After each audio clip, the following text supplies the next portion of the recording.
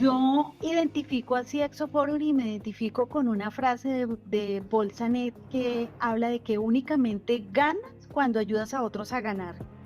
¿Cuál es la ambición que tienen los equipos hacia adelante? Cada una de las personas, ¿cuál es su propósito? Y eso moviliza a todo el mundo, cambia el status quo, que es bien importante. Lo importante es pensar en grande, empezar pequeño y escalar rápido. Enseñar es lo que más nos nutre y poder estar en una comunidad en donde enseñamos y aprendemos enriquece bastante nuestra función. Eu sinto que em Sexo Fórum é um ambiente que se vive o psicológico conceito, não se vive a seguridade que você pode falar do que funciona e do que não funciona. Yo creo que una de las cosas que hemos compartido es cómo, compartiendo experiencias, simplificamos las cosas. Yo al principio pensaba que iba a ser una pérdida de tiempo. Esa es la realidad para que tú veas. Pero la verdad es que una vez que estás adentro te das cuenta que la simbiosis que eso genera y el círculo virtuoso que hay entre todas las personas de la comunidad es bastante valioso. La verdad es que no se van a arrepentir. Es una comunidad muy bonita en la que podemos compartir buenas prácticas, en las que aprendemos constantemente, en las que nos permite ampliar nuestro networking y aprender de otras industrias y otras comunidades. Siempre pertenecer te enriquece, ¿no? Y yo creo que finalmente se trata de hacer comunidad. Nos puede ayudar mucho a poder compartir muchas cosas, desde la parte social, de negocio, y de hecho, pues hacer esos lazos que finalmente te puedes generar una amistad. Yo creo que es importante generar espacio. A veces nos enfrascamos solos a tratar de afrontar dilemas, problemas que se presentan cuando ya otros han pasado por eso y tienen la experiencia como para poder aportarnos. Finalmente es una invitación a experimentar, a atreverse a lanzar cosas, ideas, proyectos, no arrepentirse de haberlo hecho. Sobre todo por la cantidad de gente súper profesional, súper talentosa que hemos podido conocer de diferentes ámbitos, de diferentes industrias. Y aparte de la relación profesional, también han salido relaciones de amistad. Eso la verdad que tiene un valor porque tenemos algo en común. 𝗂𝘂 Forum es una comunidad espectacular. Para mim, Sexo Fórum é oportunidade. Yo le diría a 𝗂𝘂-𝗶𝗵 gracias por permitirnos ser parte de esta comunidad de grandes profesionales y amigos. En estos años, en 𝗂𝘂 Forum, el mayor valor que encontré en la comunidad fue la posibilidad de vincularme con diversos colegas y poder compartir prácticas problemáticas en un ambiente de cuidado y de confianza que más de una vez me han ayudado a inspirarme en resolver distintas problemáticas de mi negocio actual. E hemos podido obviamente construir un espacio de comunicación y de compartir de cara a generar una comunidad mucho más proactiva. En estos 10 años ha sido importante para todos los C-levels de la comunidad salir de su zona de confort, de donde anteriormente se dedicaban solamente a tratar de afrontar los problemas de manera solitaria. Es un buen momento para agradecerle a la comunidad. Cumple 10 años y es importante hacerla crecer. Felicitaciones a 𝗂𝘂 Forum por haber generado comunidades fuertes para enfrentar desafíos y aprovechar oportunidades. Felicidades por sus primeros 10 años, que vengan muchos más. Pero no solo felicitar, sino también agradecer a todas las personas que hicieron posible esto hace 10 años, poniendo el primer ladrillo para unirnos como una gran comunidad. Esto nos ha enriquecido muchísimo y se lo agradezco, la verdad, bastante al 𝗂𝘂 Forum por estos 10 años y nos fortalece para poder generar más valor. Y por lo tanto felicito hoy a todos los integrantes que al final son los que han hecho que esto siga vivo y con un incremento de agregación de valor permanente. Un feliz 10º cumpleaños por el empuje, por haber desarrollado la comunidad no solo en Colombia sino en otros muchos países. Y que vengan otros 10 años más, ¿no? O 20, 30 años más. Estoy muy contenta y muy agradecida con 𝗂𝘂-𝗶𝗵. Felicitaciones y gracias.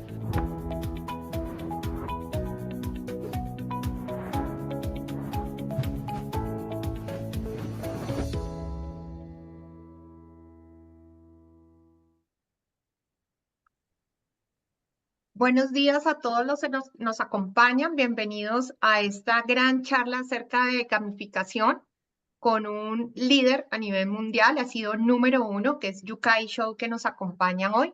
Y también tendremos en este espacio a Diego Stay, miembro de nuestra comunidad de los CMOs en Chile, que estará ayudándonos a moderar este espacio. Vamos entonces a contarles un poco acerca de 𝗂𝘂 Show y de 𝗵𝗺𝗶 que nos acompañan hoy antes de dar inicio a esta gran charla. Vamos a hacerlo con nuestra inteligencia artificial. Vamos, Ana Murov, a contarle a nuestros asistentes quiénes nos acompañan hoy. He is a renowned expert in gamification, best known as the original creator of the 𝗺𝗫𝗄𝗃 framework and the author of actionable gamification, beyond points, badges, and leaderboards, which has sold over 100,000 copies and is referenced in more than 2,200 academic publications. He has shared his expertise as a speaker at prestigious institutions such as Harvard, Stanford, Google, IDEO, LEGO, and BCG, as well as with government organizations worldwide.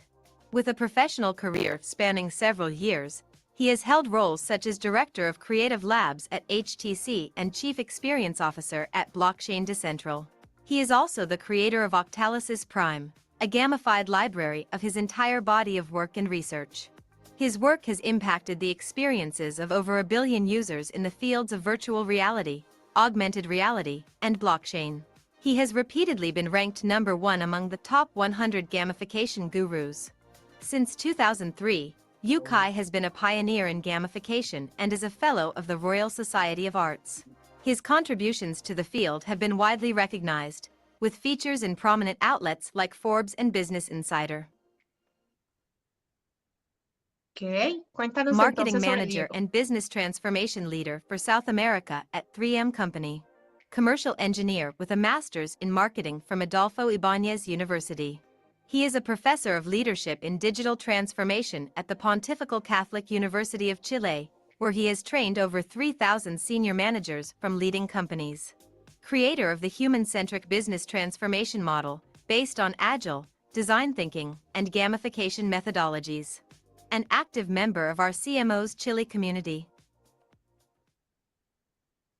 Okay, Ana. Industrial engineer and specialist in strategic marketing, with extensive experience leading and developing B2B and B2C sales, marketing, and technical support departments for industrial, institutional, distribution, and retail channels in national and multinational companies in the packaging, plastics, food, steel, and metalworking industries. Skilled in comprehensive business vision, leadership, business development, innovation, negotiation, working with multidisciplinary and multicultural teams, pricing, and value proposition creation. Ok, estamos entonces listos para iniciar con esta gran charla. Diego, contamos contigo también dentro del espacio Tu Conocimiento también en Gamificación para apoyar a 𝗂𝘂. Así que, bueno, esta charla va a ser en inglés para todos los que nos acompañan, obviamente porque 𝗂𝘂, su idioma es el inglés. Va a quedar grabada, así que lo que no logren tomar en su momento lo van a poder repasar después. Welcome, 𝗂𝘂 and Diego. Let's start, please. Great.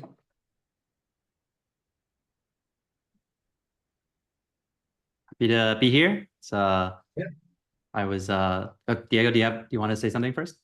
Oh, yeah, we hear perfectly well, just that. Mm-hmm. Okay, great. So today we're going to talk about gamification and behavioral design, especially how it pertains to marketing, sales, generating revenue. And again, I'm the founding partner at 𝗺𝗫𝗄𝗃 Group. And if you need to reach us, you can go to info@𝗺𝗫𝗄𝗃group.com. We did have also a special link, 𝗵𝗺.ai/𝗂𝘂. If you like today's slides later on, then you'll have a chance to do this. You can go there and the AI will ask what do you want? You can say you're part of today's talk and it'll send you the presentation slides. I think there's already a great intro about my background, so I don't think I need to go there deeply. But as the introduction said, I've been in the gamification space since 2003, so 21 years now, and did a lot of great, very exciting, very interesting things. And my design work has, through our clients and different companies, and we'll share some of those case studies today, has impacted over 1.5 billion users around the world. Here's some examples of companies I've worked with. Now, one misconception people do have is they think, hey, 𝗂𝘂 works with gamification, so he probably works with a lot of gaming companies. But in fact, the sweet spot of gamification are things that are very, very important, but potentially mundane, boring, or even intimidating. Things like healthcare, education, finance, or things that are very, very competitive, like retail or e-commerce. You just have to differentiate to stand out. And so those are a lot of the companies and entities that we work with. I'm not going to go through all these quotes, but you can see that the VP at Google Core Experiences, partner, executive director at IDEO, and the co-founder of the cryptocurrency Ethereum all have very good things to say about working with us and using the 𝗺𝗫𝗧 framework that I'm about to share with you today. Wrote a book, Actionable Gamification, 100,000 books sold, and a second book is coming called 10,000 Hours of Play. It's going to launch in February. Actually, my co-author is someone based in Mexico, Mark Diaz, who was part of my mentorship community, and he just stepped up and we worked on this together. And finally, this is the community I talked about. It's called 𝗺𝗫𝗧 Prime. It's a gamified island to learn about gamification. And so I shared over 1,200 videos about Web3, marketing, all those things. And most people I hire into my company were pre-trained there before they joined the company.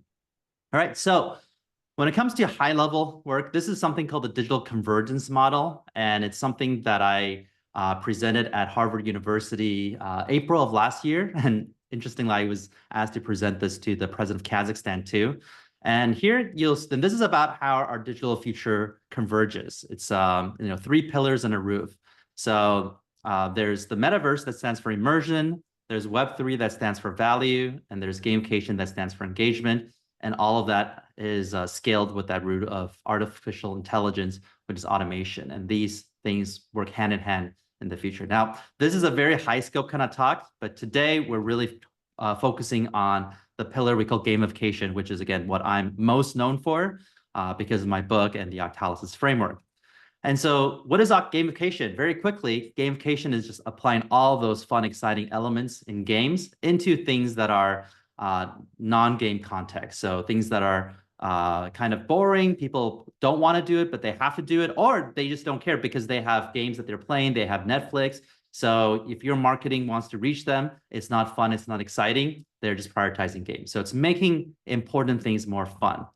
And at the core of gamification is something we call human-focused design, as opposed to function-focused design. So most systems are function-focused. It assumes that people in the system already have motivation to do the desired behavior, and it optimizes for efficiency, for usability, for ergonomics. So it's a bit like a factory where you assume people do the work because you pay them, and then you figure out how to maximize your production, your safety, your efficiency. But human-focused design remembers that people in a system, they have feelings, they have motivations, they have insecurities, they have reasons why they do or do not want to do something, and then optimize for that. So that's a bit like a theme park where you design to be really fun, and then you would predict that people automatically want to line up for hours and hours to enjoy that experience.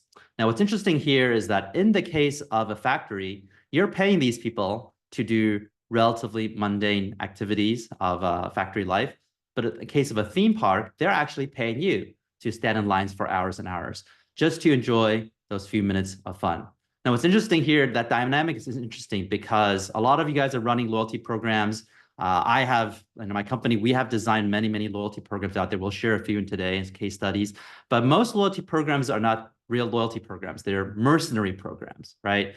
Because if you just go with whoever pays you the most, gives you the biggest financial reward, you by definition have no loyalty, right? True loyalty is that when you engage with a brand, you like them so much that even if they're more expensive, right, they give you less rewards, you still want to be with them because of some kind of relationship, something they do, something you respect, something that gives you a totally unique experience compared to everyone else who's just competing on pricing and bribing you. So this is very, very important for human-focused design versus function-focused design. Now, the reason why we call this gamification is that I believe the gaming industry is the first to master human-focused design because there's no real purpose to playing a game, right? Like you never have to play a game. You have to do a lot of other activities, do your taxes, do your training, take your pills. Even if you don't like it, you just have to persevere and push harder. But again, for a game, you never have to play a game. The moment a game is no longer fun, you leave the game. You play another game, you check your email, you go to YouTube. And even if a game was amazing for 9 months, on month number 10, if it's not being fun, we leave, right? And so because games have been living in this brutal environment of needing to engage our brains every single moment, all the time, and the ones that do this well figure out how to get people to come back to do very repetitive actions like throwing out a bird, throwing out a throwing out a bird, or matching 3 gems, matching 3 gems, matching 3 gems for 6, 7, 8 hours every day.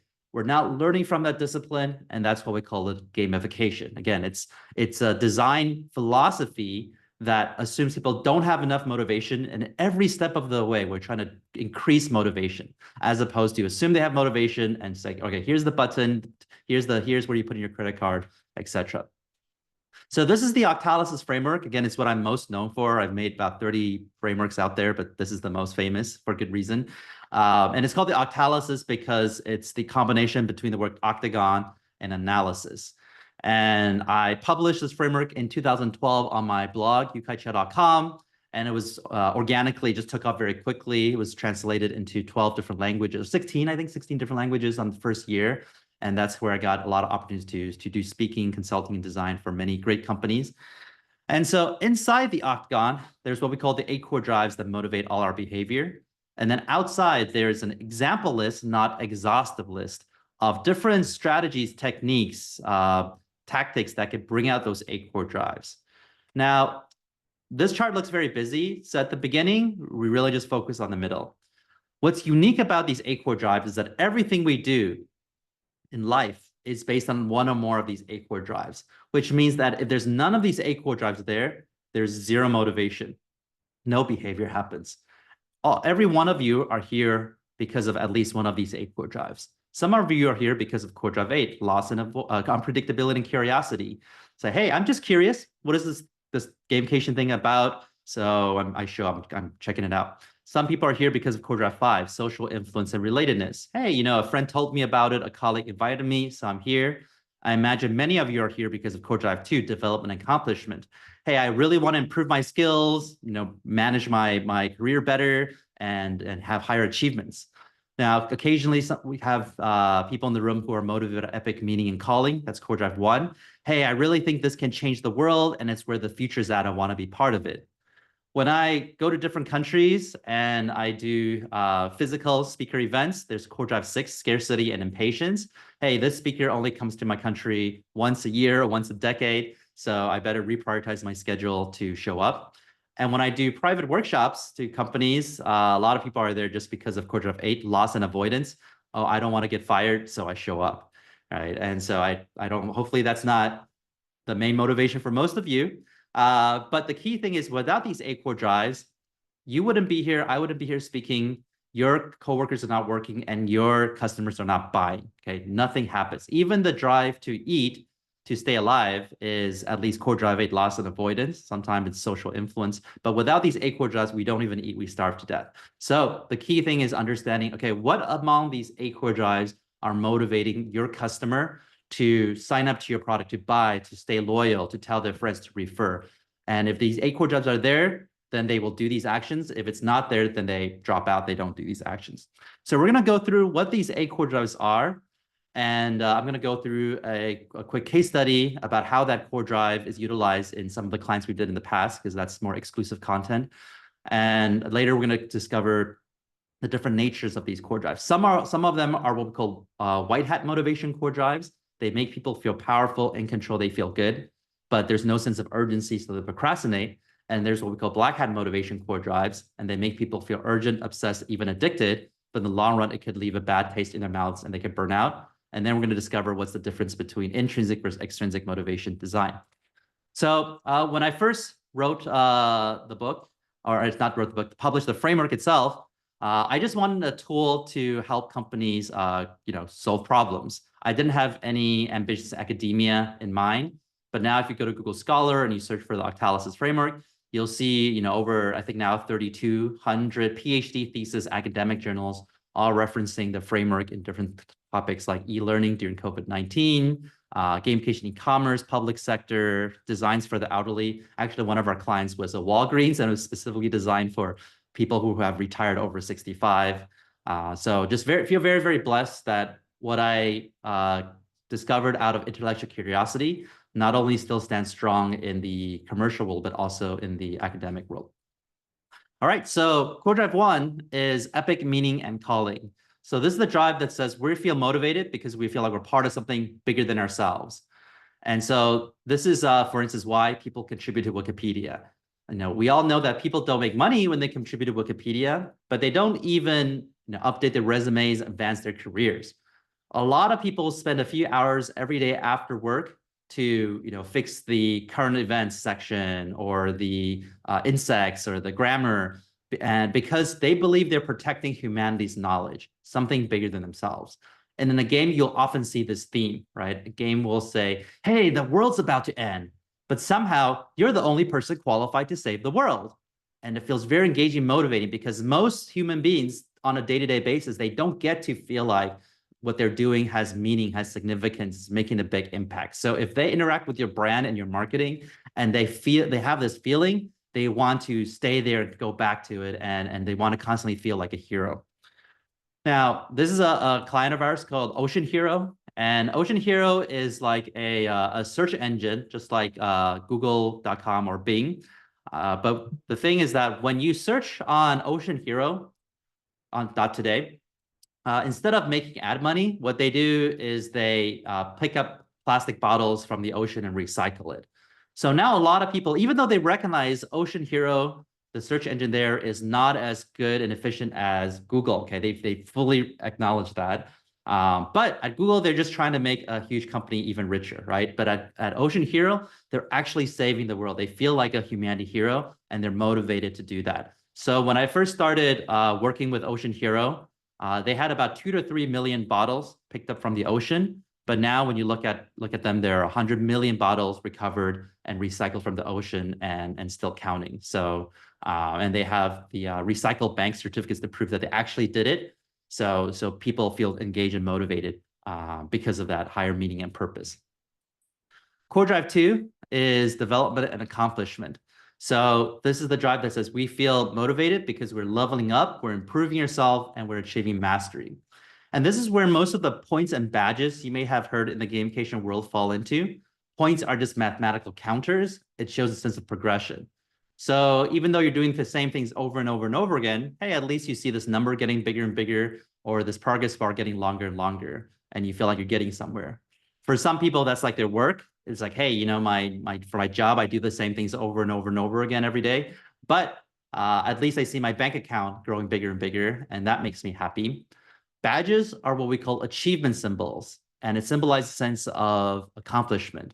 And achievement symbols can be in many different forms. It could be badges, trophies, crowns. It could be black belt, white belt in martial arts. And of course, that has borrowed itself into quality management, Six Sigma. But the key thing is that it must symbolize an accomplishment. If you give people a badge for every silly thing they do, then it's just an icon, right? It has no meaning to it. So you have to design the meaning of that accomplishment to the point that when they get the achievement symbol, they're so proud of it, they want to go brag about it to other people. And most badges out there don't meet this criteria. So this is another client of ours. They're called, they used to be called Full Dive, now they're called Wise, but they are a mobile browser, much like Safari or Chrome on the phone.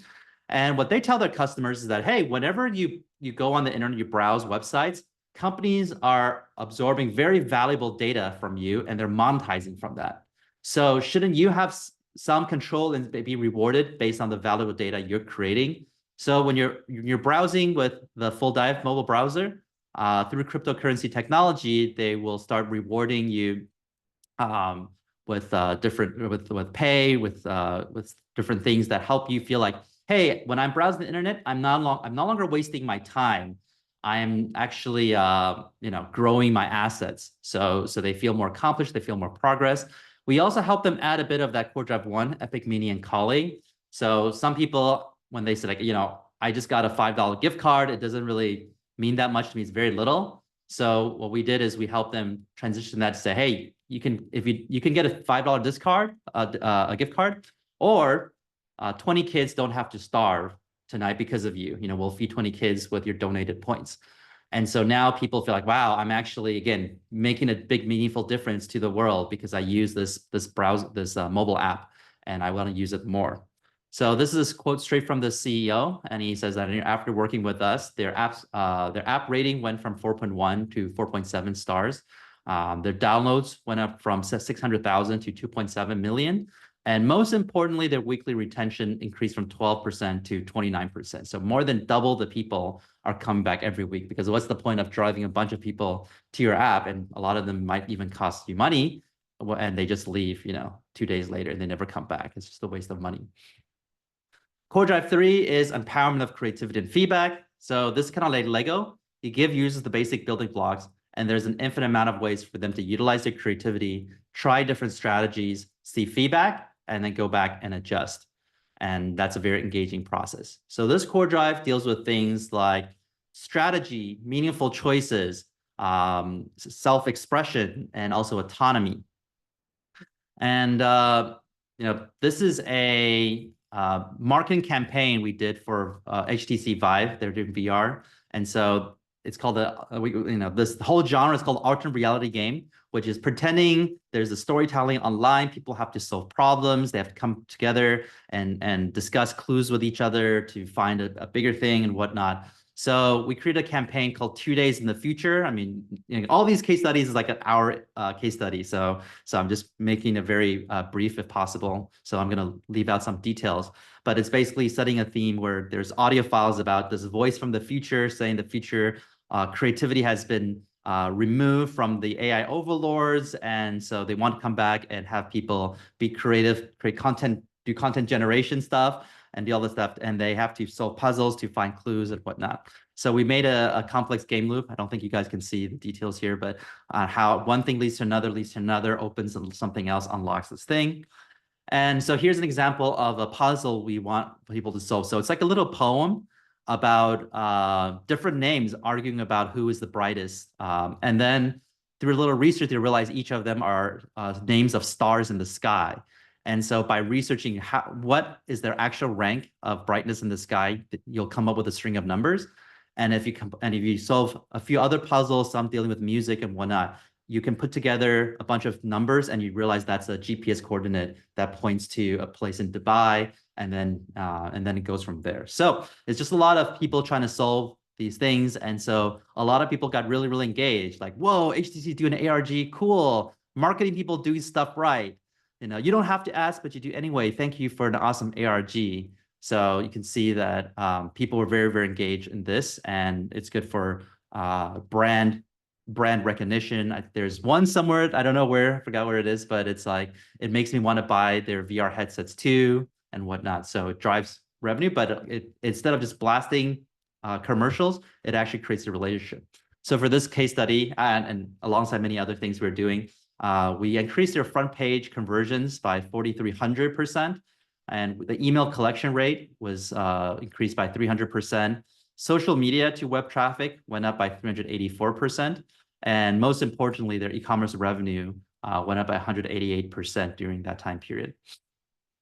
And because of that, we got a nice quote from the head of and VP of global marketing for HTC, where through working with us, we blend behavioral science, empathetic creativity, and we revitalize the marketing, social media, whatnot. So again, it's not just blasting the message, it's engaging, right? So people are using their creativity, solving problem strategy, and that is, again, Core Drive 3, empowerment of creativity and feedback. Core Drive 4 is ownership and possession. So this is basically saying, because we feel like we own something, we want to improve it, we want to protect it, and we want to get more of it.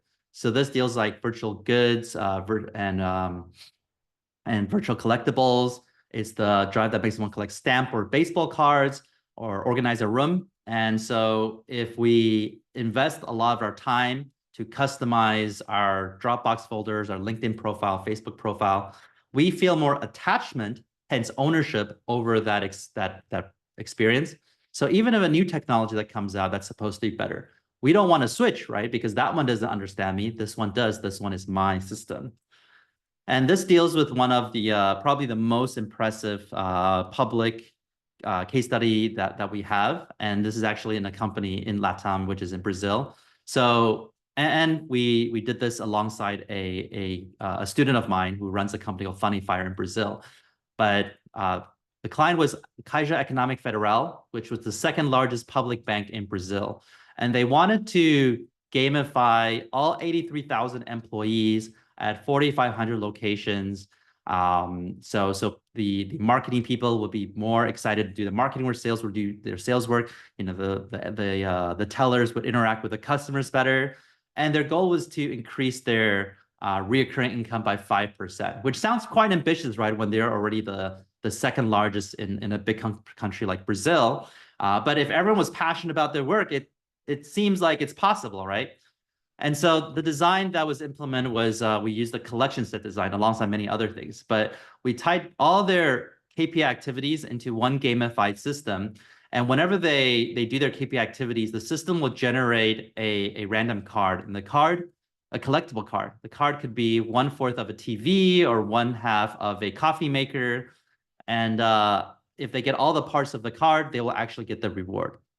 The reward itself is fine, but employees get more excited because every time they do work, they feel like they're opening a treasure box. The randomness and unpredictability was very interesting and exciting for them. And so because they got really excited about doing their work, actually in 3 months, we met the goal of increasing their recurring revenue by 5%, or actually recurring income and profits by 5%. And so my student Ricardo went to the CEO of the bank and said, hey, so we reached our goal 5%. What should we do now? Should we stop? And the CEO's like, no, keep going. It's working. So let's do more of it. So they added a lot of different features. They even eventually, they realized the more they were giving out, the more money they were making. So they started giving out cars. And people were even like socially engaged with, not just for the reward. Someone actually got I think like a $200 drone, but he asked if he could return the drone and gets his parts back because he actually enjoyed trading his cards and helping his coworkers more. So some people might say, oh, well, then isn't that bad because employees are not working, right? They're actually playing this card trading game. However, when you see the results, you'll see that it actually was very impactful no matter what. So over 9 months, 𝗂𝗄 increased their recurring income by 46%, which at the time of the conversion was $1.06 billion. And because of that, 𝗂𝗄 went from the #2 public bank in Brazil to the #1 public bank in Brazil. So Ricardo had some previous college classmates that was working at the biggest bank, Bank of Brazil, and they were so shocked by this number. They called him and say, hey, what's going on? What happened? And he explained to them that we were doing, good 𝗺𝗺 gamification design into this, and it clearly made a big difference. Now, the reason why this case study has such a huge dollar value is because the CEO pushed this to everyone from the beginning. Okay, a lot of projects that we do, because it's new and innovative, and so a lot of companies said, hey, let's just first test it out in a small department, in a small amount of user groups. And you'll see that many of our case studies increasing things by 40%, 80%, 150%. That's pretty normal. And we'll have a successful pilot program, and then they want to scale it up. But then it hits a lot of bureaucracy, right? Like some director in that department doesn't like it, and it gets diminished. Some people leave, new people join, they don't know what it is. And so because when something's innovative, it's new, people will feel uncomfortable and they'll try to diminish it. A friend of mine who wrote this book, Exponential Organization, he calls it the immune system of our organization. Like, oh, there's foreign objects coming to the body, so the body needs to fight against it. So that's why it takes actually really strong leadership to push through innovation, right? Because people are uncomfortable, but you have to say, no, I know the behavioral science, I see the case, I see the numbers, it's gonna work, let's push it. And that's when you have, an extra $1 billion created in a company. Quadrant 5 is social influence and relatedness. So this is basically everything you do based on what other people do, think, or say. So it deals with things like collaboration, competition, group quests, or social treasure, so it's gifting. But it also has a relatedness piece, which deals with things like nostalgia. Like if you see a product that reminds you of your childhood, you automatically have a higher chance of buying the product. If you meet someone from the same hometown, let's say you're working abroad, you have a higher chance of striking a deal with that person. And so this connects to a loyalty program we designed for Porsche in Europe. This was launched in Austria. And so, again, this looks like a game, right? A futuristic car racing game, and people might dismiss it that it's just for kids. But in order to play this game, you first need to own a Porsche, okay? And based on how you drive your Porsche and how you interact with other Porsche drivers that have the app, because we're talking about social influence, you will get different resources to improve your self-expression, to look cooler in the app. And so people's like, wow, look at that car. That's really cool. And so the reason why Porsche and the Volkswagen Group came to us for this kind of project is because they don't have a direct connection to their end customer. Because if you think about it, most people don't interact with the car company, right? They interact with the dealership, the car maintenance people, and sometimes online forums. But when the car company wants to sell their next car or more expensive car, they can just only do big commercials. And so in this way, there's a way that the car driver is interacting with a car company regularly. So there's a way to even increase in status and upgrade to your next car more easily. Maybe a discount on the next car, etc. So what we saw there was that users spent 5.5 minutes in the app every single day. And they were not allowed to use the app while they were driving. So after they finished driving, they park and they're like, okay, let me open the app and spend 5.5 minutes to deal with the socializing and self-expression. And so if you think about it, there's actually very few apps we use for a product that we buy for 5 minutes every day, right? We use apps like social media, YouTube, Instagram, maybe. We use work apps like your email or your Slack, but we usually don't interact with the app from our computer company or TV company or car company, right? And so they were very happy about that, and their plan was to scale it across Europe. Core Drive 6 is scarcity and impatience. So this is basically saying we want something simply because we can't have it, or it's very, very difficult to obtain. So this is how Facebook started at the beginning. Facebook at the beginning said, hey, the Facebook.com is only for Harvard students. If you didn't go to Harvard University, too bad, can't use Facebook. And then it says, well, Facebook is for Harvard, some Ivy League schools, and some other colleges that your high school buddies got in, but you were not smart enough to get in, too bad. So when it upped up more and more schools such as UCLA, when I was attending in 2004, everyone rushed into Facebook. Not because they already knew how great Facebook was, right? Because no one has used it before, but that sheer exclusivity alone made people want to join. You're not allowed to come in. Okay, you're allowed to come in, and people rush in. So we see in this core drive that if you want to see a certain behavior, oftentimes you want to put a limitation to it. If you tell your customers to invite all their friends, they don't care. They're like, hey, are you going to pay me to do it? I don't want to invite my friends. But if you say, hey, you have only 3 exclusive invites for your friends, then they're like, oh, okay, hey, who's my 3 buddies who wants to bribe me to get my 3 exclusive tickets to join Clubhouse or Gmail or whatever, right? So by limiting how many times they can do something, they actually have desire to do it. But if you tell them to do it 1,000 times, they just don't care. They don't want to do it. And so this connects with another case study in the region with LATAM Airlines. And so LATAM Airlines wanted us to launch a 1-month campaign to drive people to sign up to their loyalty programs and their credit cards, and also increase redemption, not only on their offerings, but also on their partner offerings. And so we utilize a few different scarcity strategies. So again, this is just a 1-month campaign. So there's a countdown timer. So there's scarcity in opportunity, there's scarcity in time. If people feel like they can do something anytime they want, they don't care, they don't do it. But if there's only 10 minutes that they can do this, then they go and they rush and they do it. There's also the exclusivity of saying, hey, you're chosen as the 1% to experience this. And this isn't like just making up and bragging to them about this. We always tell our clients that they should never say something that's not true. They'll make up things. This is actually true because of a funny story where initially when LATAM Airlines engaged us, they wanted us to gamify the experience for all their customers, okay, on their entire email list. But then middle way through the project, just like I said earlier, the immune system comes up, and some director says, hey, no, this is very risky. We haven't done this before. So let's just send it to 1% of our mailing list and see what happens. And this makes it very different, right? Because previously our design was all Core Drive 5, social influence. Everyone should bring in all their friends as opposed to making it a walled garden. So that was actually a crisis for us when we were working on the project. But then we turned it around and said, okay, let's make it a Core Drive 6 thing. You are unique and special by being the 1% that are chosen, right? And that drove people to be engaged.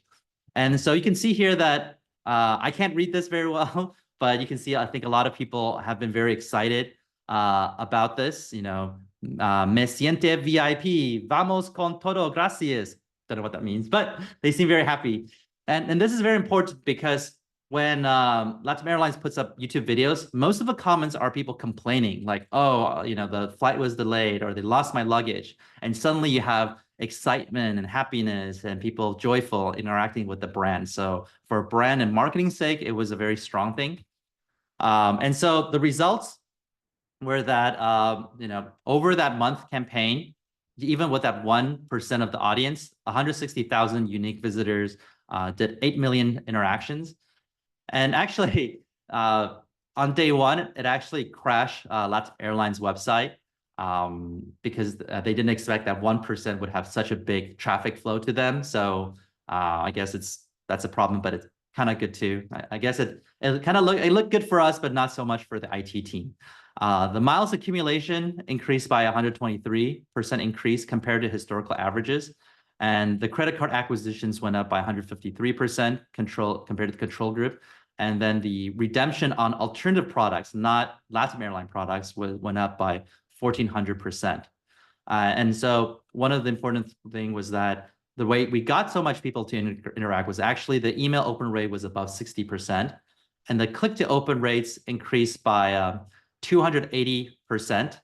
Compared to other gamified camps that they tried before. So when we first came in and we said we're going to do these, and yeah, but we did gamification before. We already know how to do this. We've tried that before. But you can see that what we did was 3 times better than what they did before. But more importantly, it was 1,300% better than their traditional campaign. So even without knowing the Octalysis framework, by doing gamified campaigns, it's still much better than traditional campaigns because people want to be engaged, right? They want to connect. It's human-focused design versus function-focused design.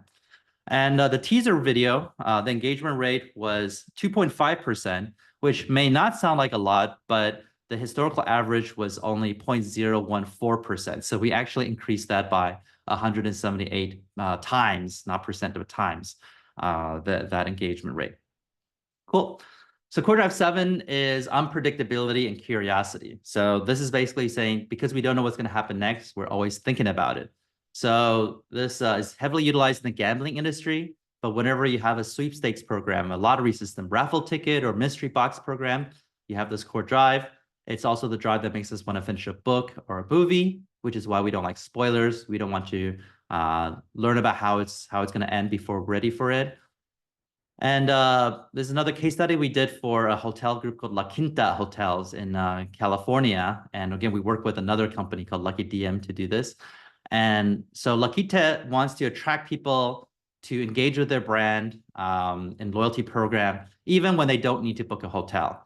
So what we did is we helped them design and launch something called Play and Stay. So when you're just sitting there on your couch once a day, you can just go onto this website and start playing a spinning wheel game. And it will tell you that, hey, you've earned, 1,410,000 points towards earning a free night in one of our hotels one day. But then after this says, hey, if you can answer a question about our brand, our marketing, or our history, you'll get 20% more. And some people's like, okay, yeah, let me try that. And then it says, hey, if you invite a friend out, you can get 50% more. And people did that. So they saw that 34% of the users returned every day for 3.75 minutes. Again, this is for a hotel group, right? Not necessarily the highest end hotel, not super fancy, but just a moderate price hotel group. Bookings per user, so these are sales, went up by 206%. Revenue per user went up by $157, which is 132% against the control group. So you can see that 200% more people were buying, and when they buy, they spend $157 more. So together, that's a huge increase in revenue. And the viral coefficient was 530%. So that roughly means that for every person who was invited from their initial marketing campaign, they invited 4.3 friends on average to the platform, and they saw that growth rate. Core drive 8 is loss and avoidance. So this is saying that we're motivated because we don't want to lose something. We want to avoid something bad happening. It's the fear core drive. It's also the fear of missing out, FOMO core drive. And this is another client of ours called 𝗶𝗂𝗖𝗵, and it's a bathroom fragrant product. It's making it not smell as bad when you're using the toilet. Okay, and what they want to do is they want to create a more engaging experience with people. So we help them gamify their holiday season promotion. So this is I think Thanksgiving of last year, so not too long ago. And I don't know about over in LATAM, but in North America, in the US, there is a game called White Elephant where people unlock gifts and you can steal it from each other and all that. So it's kind of fun. So the design we implemented here was that you can buy their special products, bottle products, and you can tap your phone on it, and then it will unlock certain collectibles. But people can steal each other's collectibles. So there's these power-ups that you can stop people from stealing. You can find other people things. And so this fear of like losing what you already have, loss and avoidance, motivate a lot of people. And so they saw that 90% of the people who bought the bottles purchased the bottle, download the app.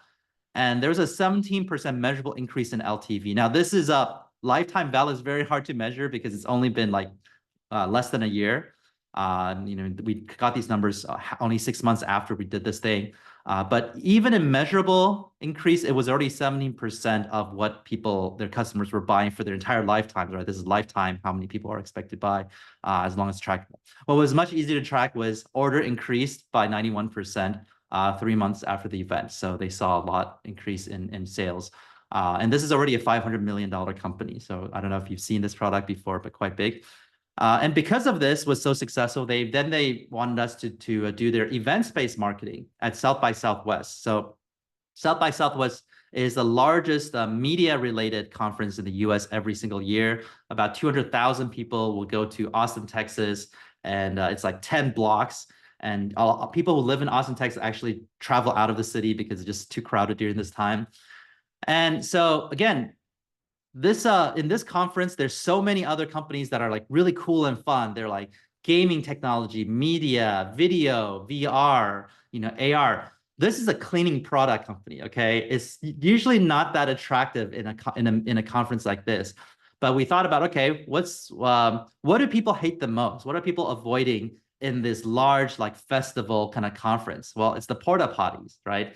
The place you have to go to the bathroom is always dirty. People hate it. So the design was we implemented a lot of very high-end 5-star porta potties, with a truck, with different places, and but not everyone can go in. The only way to get in is you must first use their mobile app to tap their product by collecting at the booth.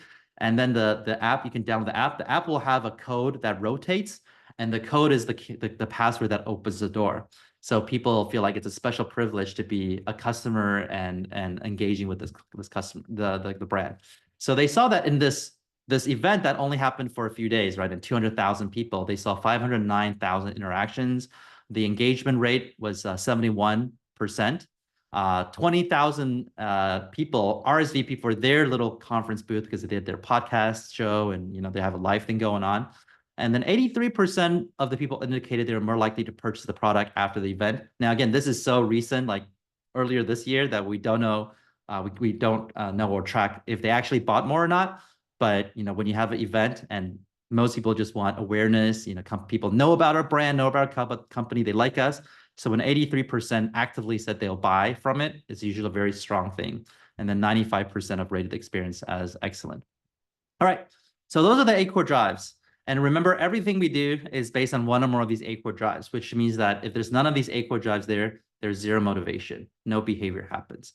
But it's also on an octagon shape for a reason. The left side, we call them left brain core drives, and it's not necessarily geographically on the left side versus on the right side, but it symbolically represents our logical brain versus our emotional brain.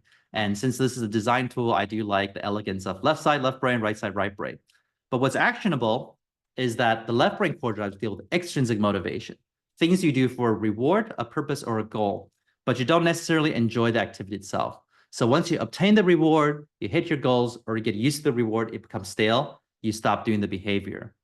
And so extrinsic motivation is good for attracting people to try it out in the first place. And if they leave, they're like, oh, I didn't just waste my time doing something fun. I actually got something out of it.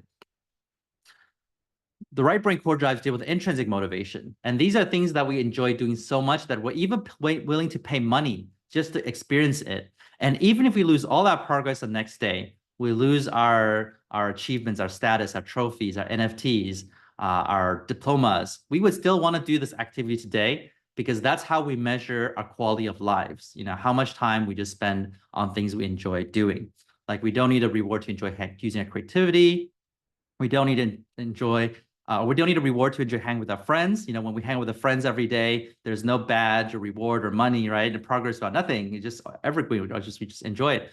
We also don't need a reward to be in that suspense of unpredictability. So here's an example. If you press a button every single day for 4 hours and you're guaranteed a paycheck, right? That's kind of boring, right? That's like a job at a factory. Most people don't like that. But if you press a button for 4 hours a day, and maybe you'll get a paycheck, maybe you won't, maybe you'll even lose money, suddenly that's casino gambling. And a lot of people like that, right? It doesn't make logical sense. One, you're guaranteed a payout. The other one, you're actually going to lose money. But our brain is literally paying for that entertainment, the idea that maybe I'll win. This is so exciting. And this is why I have friends who say, hey, 𝗂𝘂, we lost $200 in the casino today, but that was so much fun. Let's go back next week, right? It's an intrinsic motivation kind of feeling. And so intrinsic motivation is good for getting people to stay in the system, create value, and they never want to leave because they enjoy that place so much. They don't need rewards at all. So again, we want to think about attracting people with extrinsic motivation to the experience. When they're inside, it's intrinsic, they need to enjoy it. And then afterwards, they feel there's some kind of extrinsic gain, like I got a certificate, I got a diploma, I leveled up, whatnot. So they feel like they didn't waste their time. There's also the dynamic top and bottom. So if you're always doing something because you feel like you're part of something bigger than yourself, you're improving yourself, achieving mastery, and using your creativity, feels very, very good. So we call them white hat motivation core drives. And the bottom ones we call black hat motivation core drives is whenever you're doing something just to avoid a loss, just because you can't have something, or just because you don't know what's going to happen next. It's still extremely powerful in driving our behavior, but in the long term, it could leave a bad taste in our mouths because we feel like we're not in control of our own behavior. So again, white hat motivation makes people feel powerful, in control, they feel good, but there's no sense of urgency. Black hat motivation makes people feel urgent, obsessed, even addicted, but in the long run, it could leave a bad taste in their mouth, so they burn out. Now, the reason why people feel like they're not in control with black hat is because it's kind of, these are our survival instincts, right? Avoiding danger, going after scarce resources, exploring new lands. So that's why we feel like we're hardwired to respond to our environment that way, but we feel like we're not in connection to that. So white hat motivation is good for long-term things like community management, loyalty programs, and creative workspaces.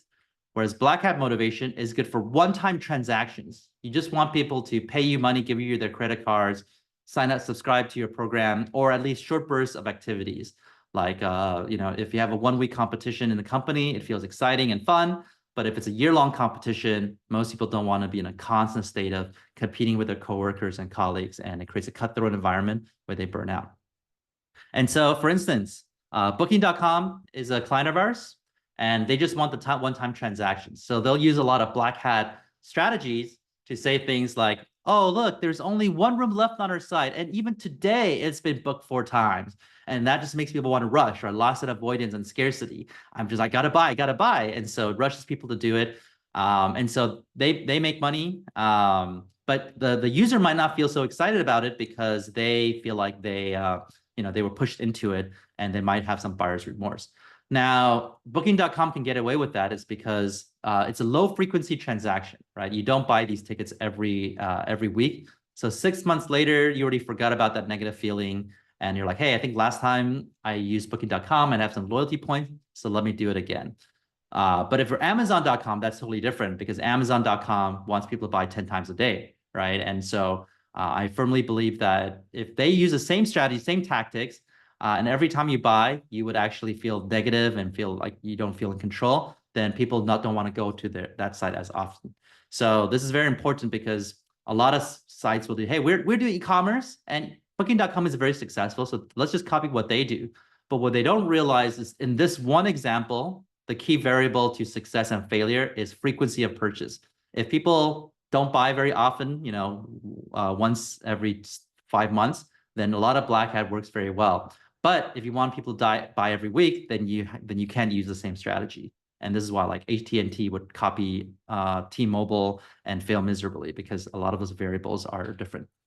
Now, this leads to something I call the data trap, which is companies that are really focused on data-driven design, which is a great trend, right? You're seeing more data. But there's a problem because because black hat motivation drives urgency, whenever you are too focused on the data, the short-term data, you're always going to go more black hat. It's like, hey, look, we did this experiment of scarcity, and suddenly everyone's coming back 10 times a day and buying the product. So let's do more and more of that. And so the experience become more and more in black hat. Just like if you decide punishment is very effective, people comply. And so everything is about punishment, right? Your data will look good in the short run, but in the long term, people will burn out and they'll leave.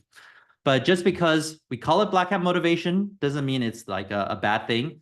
A lot of people voluntarily put themselves in black hat motivation in order to go to the gym more often or eat healthily.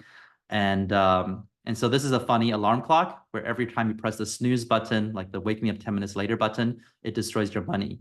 So you're waking up because of core drive 8, loss and avoidance, right? You don't want to lose money, so you wake up. You don't feel comfortable, but it's a goal you want to accomplish, so you're okay with it, right? You want to wake up.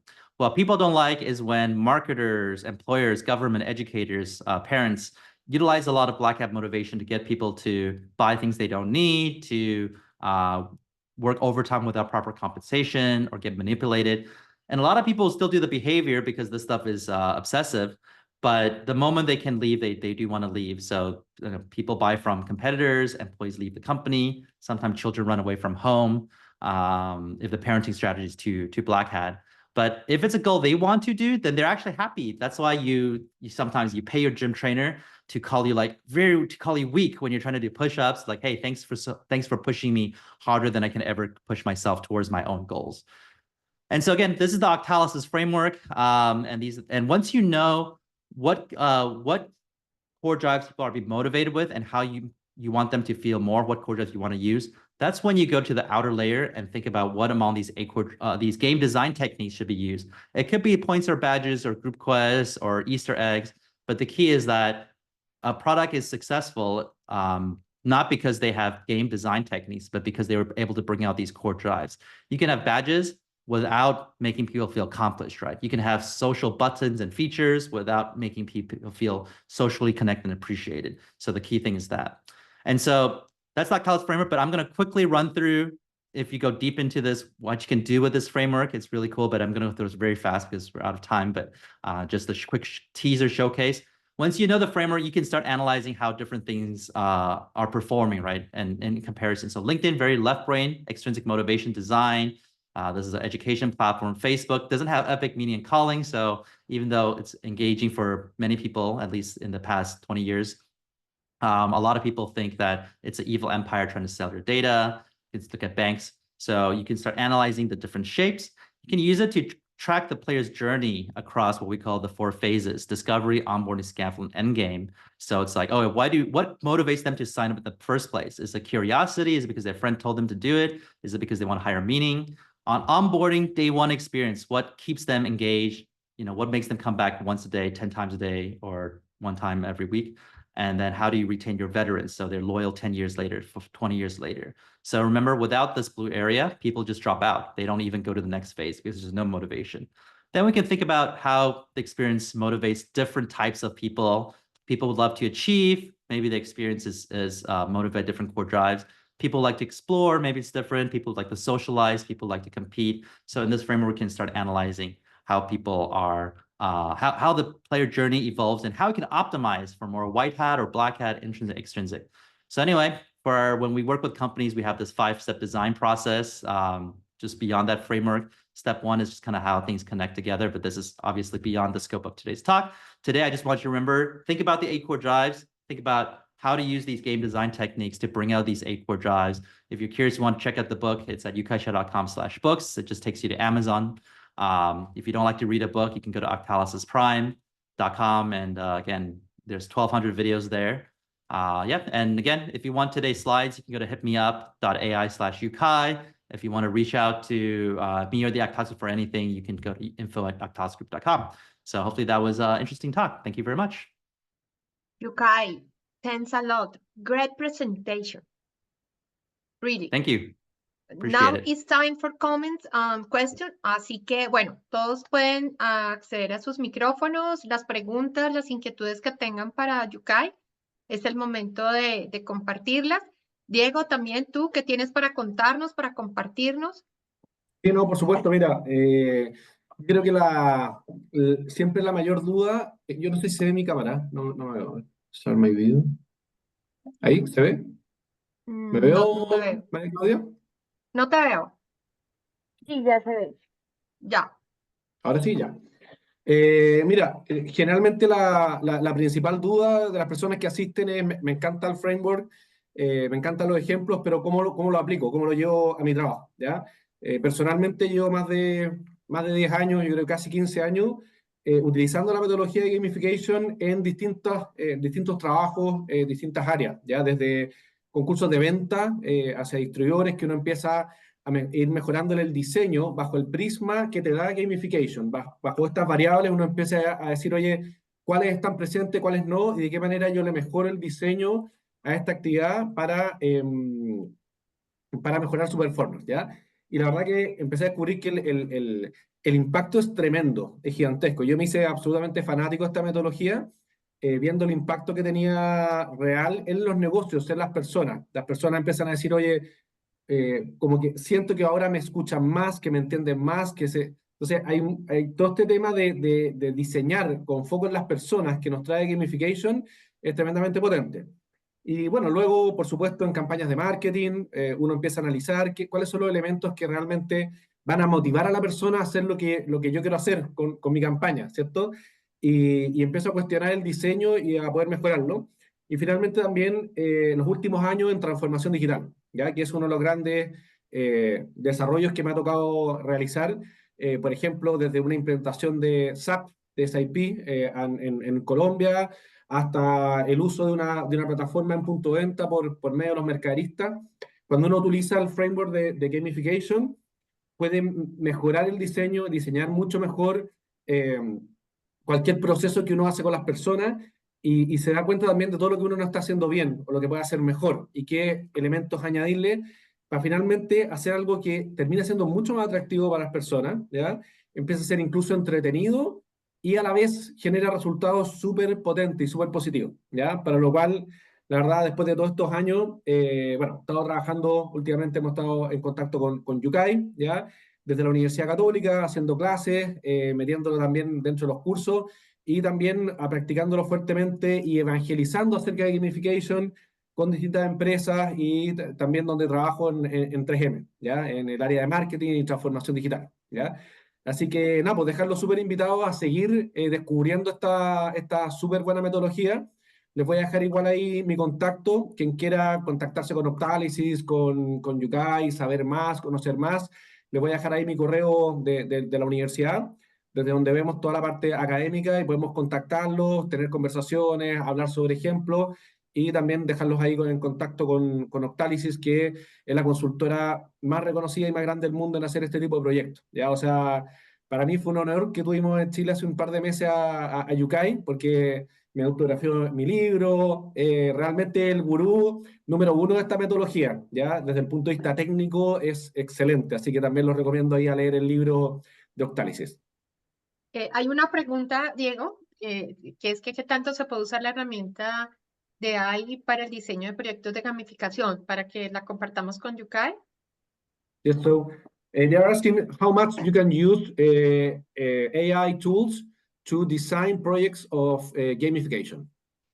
Yeah, so that's a good question. And let me go back to the beginning slides, if you remember, that's related to a little bit of AI with that. I know I shared a lot of things. I'm just going to share my presentation like this.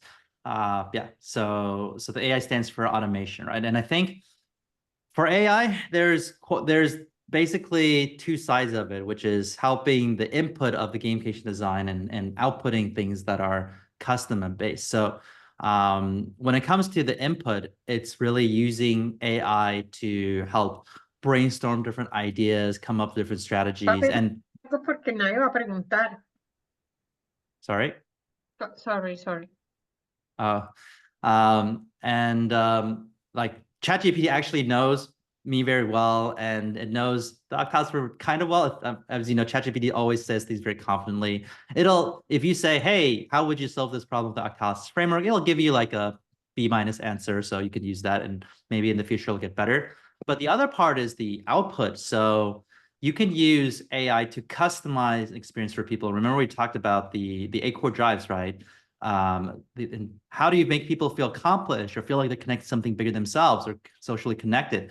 Eventually the AI will know for each human being what is the way they will feel the most accomplished. What kind of cause or higher meaning and purpose they will resonate with the most, and they'll be the most inspired, and what kind of social triggers would attract them the most. So you have real-time feedback mechanics and triggers that will drive a lot of that engagement. And I think that's where a lot of power is from. Now we already see there's what we call NPCs, or just whenever you fill out a form or when you do something, the AI will say, hey, that's really interesting. Hey, there's 34,000 people that was born the same month on your platform, also from the same region, like Santiago, right? It's like something that every time you do an action, it gives you unique custom feedback that's not repeating, that's the same. It makes you feel there's always core drive 7 unpredictability and curiosity. So a lot of that is very, very powerful.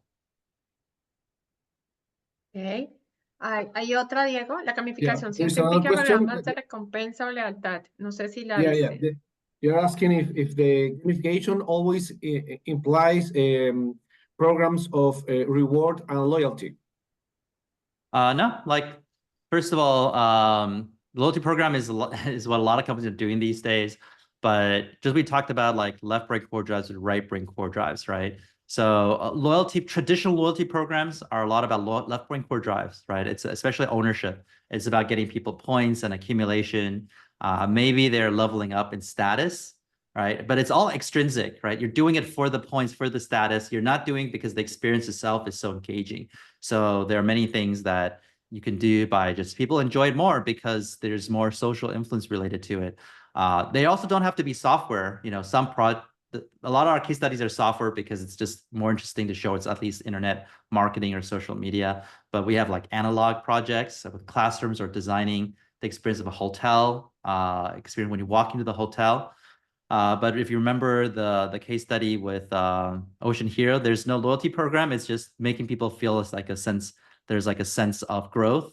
For the HTC marketing, there's no loyalty. It's just people solving problems and bonding together and with clues, but it generated a lot more e-commerce revenue.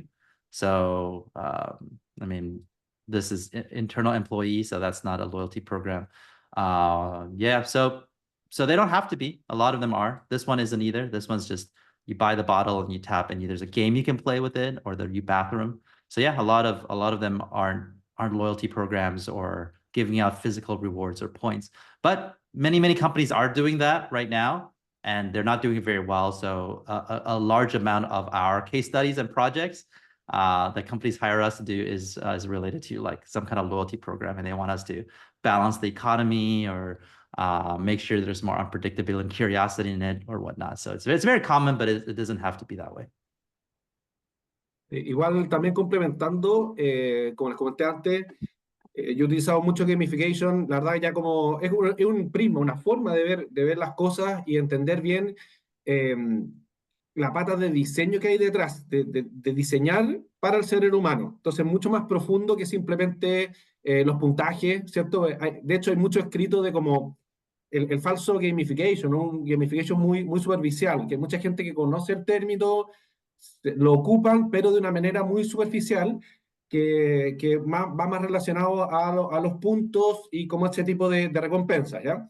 Pues ustedes se fijan en este diagrama, es neurociencia esto, ya tiene que ver con el comportamiento humano, con aprender de cómo funciona el ser humano y qué gatilla el comportamiento, y eso es muy poderoso y uno puede ir jugando con estos 8 elementos, y de hecho cuando faltan elementos, generalmente no es tan completo y no es tan exitoso a mediano o largo plazo el plan. generalmente uno tiene que tener varios de estos elementos. Entonces, por un lado, el sentido épico, el llamado, el que estoy cambiando el mundo, que vamos a sacar adelante la compañía, desarrollar algo nuevo, mezclado con, qué sé yo, ownership, porque es que yo también soy parte de esto, está mi nombre en el manual que se está construyendo, en la piedra que se está poniendo. Entonces, uno va mezclando distintos elementos desde white hat con black hat, positivos, negativos, más urgente, menos urgente, y uno va generando como toda una experiencia acá en, qué sé yo, no sé, pues en transformación digital, cuando implementamos SAP en Colombia, pusimos todo como un disfraz de gamificación sobre un proceso que es tremendamente difícil y complejo, como es pasar una compañía a SAP. Y lo transformamos finalmente en algo completamente distinto. Puede ser una escalada al Everest o puede ser una carrera Fórmula 1, y vas metiendo elementos de diseño, gráfico, de ganar, de competencia, y todos esos elementos finalmente te transforman tu proyecto en una experiencia mucho más positiva. ¿Ya? Entonces, acá, bueno, hay otro comentario sobre el uso en educación en general, en educación superior. They're asking about the use of gamification in education and in high school education. Yeah, for this talk, I was specifically told that the focus is on marketing, but I would say that there's actually even more people using gamification for education because, in other industries, people are still out debating, oh, why should we use games for banking or this or that? But almost all the educators agree that, hey, learning should be fun. Our students are playing games. They're not engaged with the school stuff. So there's a lot of education programs that are gamified. We've done projects like even gamifying kindergarten education in Shanghai to help kids eat healthily and understand the environmental impact of their food. One of our case studies is called 𝗵𝗃. That's online learning, and even the one that I showed at the beginning, 𝗵𝗺𝗺𝗃 Prime. It's again online education site where, and this is unique because most online learning sites, even if people pay for it, the completion rate is usually like 3 to 5% only. But here, because we use a gamified system that people are learning, first we have what we call a DAU or over MAU of 38%. So daily active user over monthly active user. It roughly means if you care about this at all, like you come in at least once a month, there's a 38% chance you're coming every single day to watch these videos. And so Netflix for time being was the golden standard, I think 42%. But that's all about addictive cliffhangers and drama. This is just watching my face talk about gamification and marketing and whatnot. And so a lot of people actually finished all those 1,200 videos that are 10 minutes each, and they keep pushing me to make more videos faster, and that gives me a little more pressure. But yeah, I think there's a lot of opportunities to gamify education in the classroom. And those, because they're usually lower budget, like high school teachers don't have high budgets, right? So it's usually analog, like they'll use posters, little cards they can print out. Sometimes they'll play something on the TV to show like a reward win state and whatnot. So again, what matters is if those 8 core drives are there or not. Do the kids feel like there's always unpredictability? Do they feel socially connected? Do they use it creativity? Is there having a purpose? Whether it's through virtual reality, VR or AR, or through like an email or like a teacher using these 8 core drives, like in the way she talks, it doesn't matter. It's really just really how you deliver those core drives. Okay, another question. Yeah. It says, during the whole experience working on gamification, maybe you have found applications where gamification were not the answer. Can you share us some examples of that? Yeah, and so I think part of it depends on how a person wants to define gamification. So there are people saying that, oh, gamification is just giving them points and badges, and that's it. And of course, it's when you define it to be very limited, then it has limited application. Now, when you go with my definition, which is much broader, right, human-focused design, then as long as you're dealing with people and you want to drive motivation, then we can at least improve that motivation to some extent. And so then what is important to know is that it helps increase motivation, but it doesn't increase ability. So for instance, I cannot get someone to fly a plane across the Pacific Ocean because they just don't know how to fly a plane, right? I can, however, motivate them to learn how to fly a plane. So it has to be based on motivation. Like if they want to do it, they can do it. But if they want to do it, they still can't do it, then obviously this doesn't help. It's not ability, it's motivation. Also, if the whole thing is run by robots or AI and whatnot, there's no human motivation required, then you don't need it. And of course, if all the humans already are fully motivated, right? Everyone's doing all the things they should be doing, then you don't need it. But of course, both in education and in marketing, most of the times, a lot of customers are not buying; they're just leaving, and they're not interacting with your conversion rates, and then education. A lot of kids are not learning. So almost in those scenarios, we see that it's almost always applied. And then there are scenarios where it's like maybe you shouldn't do it. So everyone has their different moral standards. So I'm not an authority on that, but I do have my own standards. So we try not to increase use rate things that it's like if it's like related to gambling or alcohol, tobacco. And it's not like we judge people's lifestyles, but we just thought, hey, if we were very successful and a lot more people are addicted to these things, it's just not the impact we want to see in society. So one example is a very prominent online poker website came to us, and they told me, hey, 𝗂𝘂, our problem is that when people join our poker site, they'll put money in on day one, but they'll lose all their money on day one and they leave. So can you help us design something where people would continue to lose money happily, and they keep putting more money in, and they lose and they're happy and they keep putting more money in? And that just felt really dirty to me. So I'm like, I didn't want to touch that. So there are things that gamification isn't applicable, like it doesn't help. And there are situations that I think you shouldn't use gamification. Sí.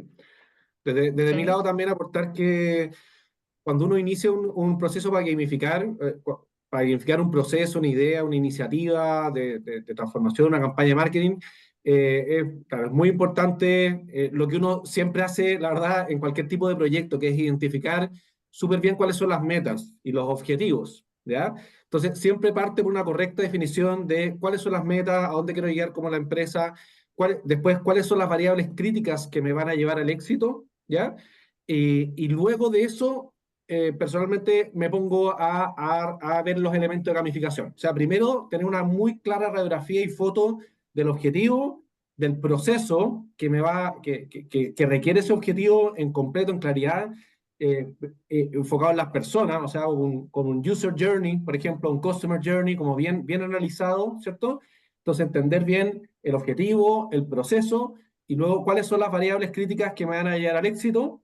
Y cuando uno tiene bien hecho ese trabajo, que en el fondo ustedes, me imagino, dirán, eso se aplica para todo, eso no es gamification, pero cuando uno empieza bien ese análisis, luego es mucho más fácil entender cómo uno puede empezar a gamificar un proceso. Es decir, ya sabéis que acá necesito motivación, acá necesito esto, y en paralelo uno empieza a construir un storytelling, una historia, elementos, tácticas de gamificación, y ahí empieza a hacer un match. Entonces, yo creo que la mayoría de los casos donde no aplica la gamificación es que en verdad no aplica la gamificación mal implementada. Por eso 𝗂𝘂 parte con esa reflexión. O sea, primero, si es que está mal implementado y solamente son puntos y es algo de corto plazo y sin este espectro de human-centric approach, probablemente va a fallar, no va a funcionar, especialmente al mediano o largo plazo, ¿ya? Así que también, bueno, ahí compartirles con ustedes mi experiencia en esto. Ok, yo creo que ya cerramos. Gracias a todos los que nos acompañaron. De verdad, 𝗂𝘂, again, thanks a lot. Great presentation, comments, answers, de verdad. Muchas gracias a todos. Diego, a ti también. Y bueno, esperamos vernos pronto. Quedan los datos de contacto y queda la grabación para aquellos que se conectaron cuando ya habíamos iniciado puedan ver toda la charla. Y muchas gracias a 𝗂𝘂, la verdad, está al otro lado del planeta, fue difícil encontrar un horario que hiciera match, ¿ya? Así que tiene 11 horas de diferencia adicional, así que ya está por acostarse Ya está en viernes. Thank you so much for the time zone that you are almost ready for bed, I think, maybe, or to play a little bit. Y nada, pues le dejamos los contactos, ahí le dejé mi correo, un gusto en contactarlo, y por mi lado seguir evangelizando con cursos, talleres, contactando acerca de la gamificación, así que súper abierto a recibir ahí cualquier correo o contacto, ¿ya? Así que muchas gracias. Gracias. Thank you. Hasta luego. Hasta luego. Adiós.